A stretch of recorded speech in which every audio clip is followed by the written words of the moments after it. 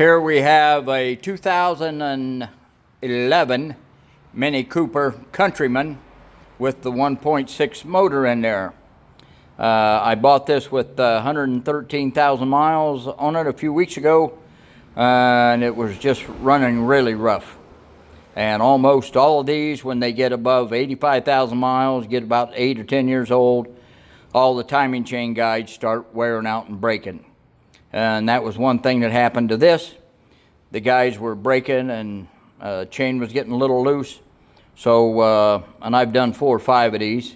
So I went ahead and changed the timing chain and guides, new bolts, all that, put it all back together, and still was running really rough.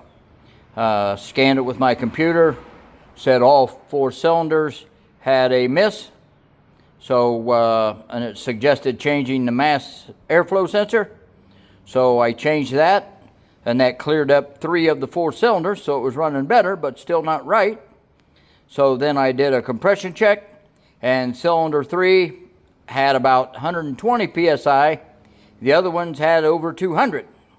So according to people on YouTube, probably a burnt exhaust valve on cylinder 3. So it was time to pull the head off, which is what I did. Now you can see I left the front end and all that on there. A lot of people are pulling all that off. There's no need to do that. You do need to pull this one headlight. You do need to pull off the one front wheel and get up in there so you can change the timing chain. And I just laid the intake and the fuel injectors to the back, disconnected the thermostat, and that's got like 5 or 6 hoses on that damn thing. And the exhaust manifold, took all the bolts out of that, pulled it forward, pulled the heat shield off, and pulled the head out. And you put in all new bolts when you put the head back on. So I think once I fix that, it should run pretty good. I'm hoping anyway. So like I said, you do not have to pull that whole front end and all that off there. Just the motor mount, timing chain, all that. Now there are a couple of bolts that are not real easy to get to, especially on that thermostat housing. There you can see 2 of the bolts. The other one is hidden back there. You got to get the clamps off and the hose off so you can get the socket on there.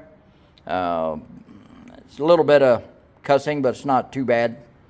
So I'll get this all cleaned up and waiting on some of my new parts and get this thing back together, and hopefully that'll cure everything. And then as you here's the new timing chain and guides, and here's the special kit you have to lock in the cams and the crank so you can get it timed correctly. The motor mounts, headlight.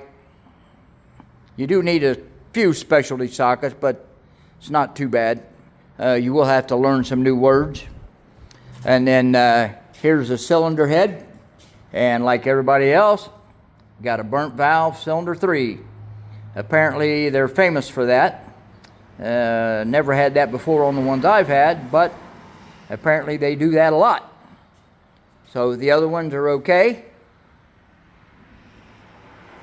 Just a burnt valve on that. I got a couple new exhaust valves. I'll be putting those on. And there's a cylinder head. You're going to have to pull the exhaust cam, of course, to get those valves out. But it shouldn't be too bad a job. Hopefully I can get that all ready to go back together maybe tomorrow or next day. And maybe have it back to running by Friday. But we'll see. Now when you order the right exhaust, gasket kit, it'll come with a new heat shield, an exhaust gasket, and then you have to order the head bolts. All those are separate, and that one little bastard bolt is back in the back. You got to make sure you get that out, and the 2 toward the front, and those take a different socket than the rest of them. And there is a washer that has to go on before you put the head bolts down. And like I said, get this all cleaned up, and I think it'll make a nice running car. But we will find out. Thank you. Gary the Tool Man.